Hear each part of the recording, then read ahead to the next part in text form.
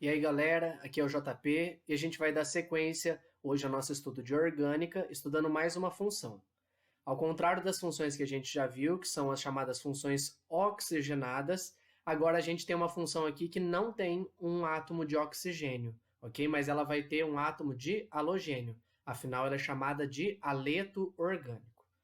Bom, então o que é um aleto orgânico? É quando eu tenho um halogênio, que eu vou representar aqui pela letra X, ligado a um hidrocarboneto. Lembrando que eu posso ter também halogênios ligados a outras cadeias sem ser um hidrocarboneto, ok? E aí eu posso tratar disso como um aleto também. Halogênio, para a gente lembrar da tabela periódica, são os elementos da família 7A, ok? Lembra lá que eu ensinei para vocês, para guardar esses elementos. Fica claro que a Brahma imita a Antártida.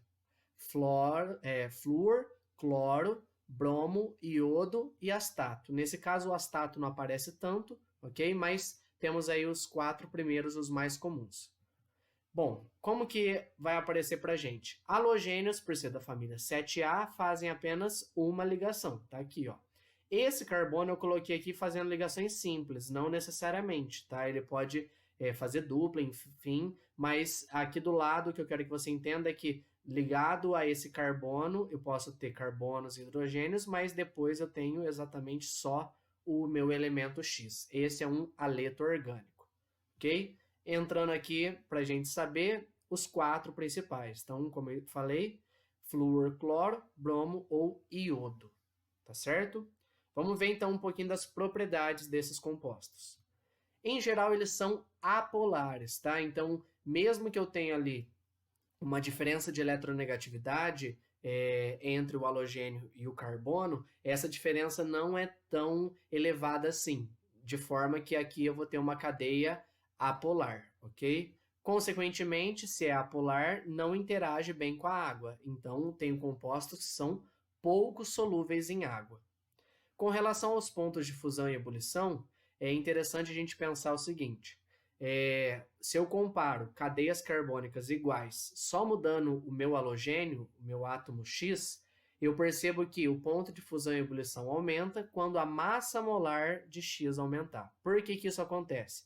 Lembra que eu ensinei para vocês. Quando o primeiro critério, que é a interação entre duas moléculas, empata, é o mesmo, né, olhando as duas moléculas que eu estou analisando, o próximo critério é a massa molar. No caso aqui, então, quanto maior, se eu comparo, por exemplo, uma cadeia com 3 carbonos, com flúor e com cloro, o composto que tem o cloro vai ter ponto de fusão e ebulição maior, já que tem maior massa molar, ok? Com relação à nomenclatura, então aqui temos a nomenclatura IUPAC, eu tenho aqui o meu átomo X, que vem antes, tá? Não tem nenhuma mudança no nome, o número de carbonos da cadeia, tipo de ligação, terminação O, como eu disse, a ideia lá do hidrocarboneto. Esse átomo X deve entrar na ordem alfabética, ou seja, eu considero ele como se fosse um radical, ok? Então, se eu tenho lá flúor, cloro, eu tenho que considerar aí a primeira letra para analisar na ordem alfabética, tá certo? Agora, como nomenclatura usual, o que a gente tem aqui, ó? Eu vou começar com o nome, o átomo X, só que agora eu vou usar o nome como se fosse o ânion dele. Então, flúor, fluoreto, cloreto, brometo e iodeto. E aí eu considero a minha cadeia carbônica inteira como um único radical com a terminação -ila. Não são todos que a gente consegue usar essa nomenclatura, mas assim, para alguns mais simples, a gente consegue dar essa nomenclatura usual sim. Vamos ver alguns exemplos agora. Primeiro exemplo, temos aqui, então, o meu halogênio nesse caso é o bromo, e aqui eu tenho a cadeia com um carbono. Então fica bromo, um carbono MET, como ele só faz ligações simples, esse é o bromo metano. O nome usual dele, se eu quisesse, seria brometo, tá aqui, metila, radical com um carbono, metila, ok? Bromo metano. Próximo composto, tem aqui, o meu halogênio é o flúor. Não faz diferença em qual carbono eu coloco, porque todos são equivalentes aqui no benzeno. Então, esse daqui é o flúor, benzeno. Se eu quisesse dar um nome usual desse, fluoreto, lembra que o radical que eu emendo direto no benzeno não é benzila, é fenila. Por isso que o nome IUPAC fluorbenzeno, mas o nome usual fluoreto de fenila. Cuidado com isso, tá? Aquela pegadinha que pode atrapalhar a gente.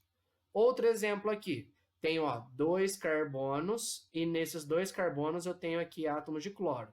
Esses átomos de cloro poderiam estar no mesmo carbono, então eu preciso numerar. Tanto faz aqui começar de qual? Então, se eu falo que esse é o carbono 1, esse é o carbono 2. Então, esse é 1, 2, dicloroetano. Uma vez que no carbono 1 e no carbono 2 eu tenho átomos de cloro, eu tenho 2 carbonos na cadeia principal, que é essa, e a ligação entre os carbonos é simples, terminação O. 1, 2, dicloroetano. Ok? Vamos lá, outro exemplo aqui, ó. Agora eu tenho aqui, ó, 2 carbonos, fazendo uma ligação dupla, e eu tenho aqui um cloro em um dos carbonos. Tanto faz em qual carbono eu coloco, já que os 2 carbonos aqui vão ser equivalentes, tá? Então, esse daqui é o cloroeteno, não preciso numerar. É 2 carbonos, ligação dupla entre eles, terminação O. Usual, lembra aqui, ó, cloreto, o radical com 2 carbonos, que tem ligação dupla entre eles, é o chamado etenil, também mais usado como vinil. Então, esse é o cloreto de vinila. É esse composto que a gente vai usar para produzir um tipo de plástico conhecido como PVC, policloreto de vinila, ok? Então, é importante saber essa molécula aqui.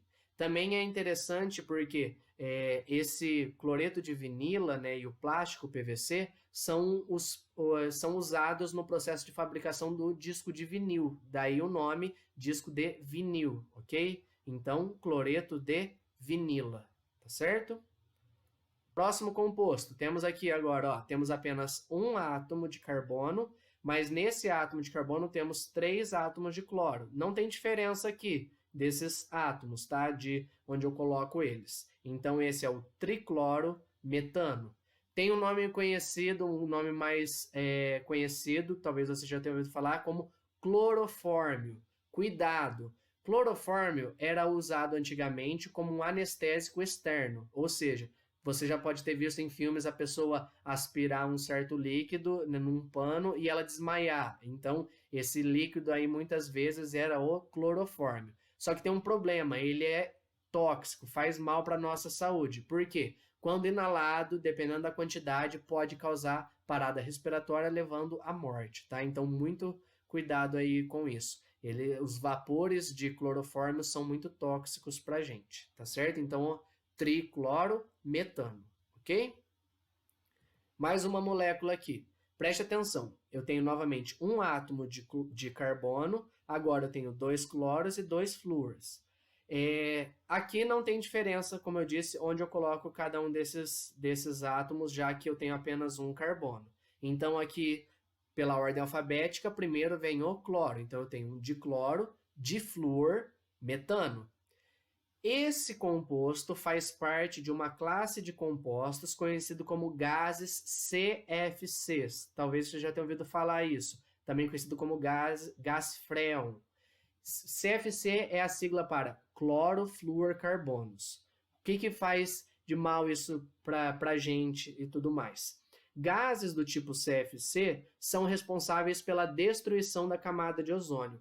Antigamente, nos aerosóis e na refrigeração, então geladeira e outros tipos de eletrodomésticos, usavam esse gás aqui, tá? Só que esse gás, uma vez que ele é liberado para a natureza, ele vai para a camada de ozônio e ele pode destruir essa camada. Vamos entender um pouquinho. Ozônio é aquele gás feito de 3 átomos de oxigênio, é o O3, tá? Ozônio, aqui onde a gente está, onde a gente vive, no nosso nível da atmosfera, faz mal para a gente, ok? Mas lá no alto, lá para cima na atmosfera, ele faz bem, porque ele funciona como um filtro solar natural. Então, eu evito que os raios ultravioleta que vêm do Sol possam chegar diretamente na Terra.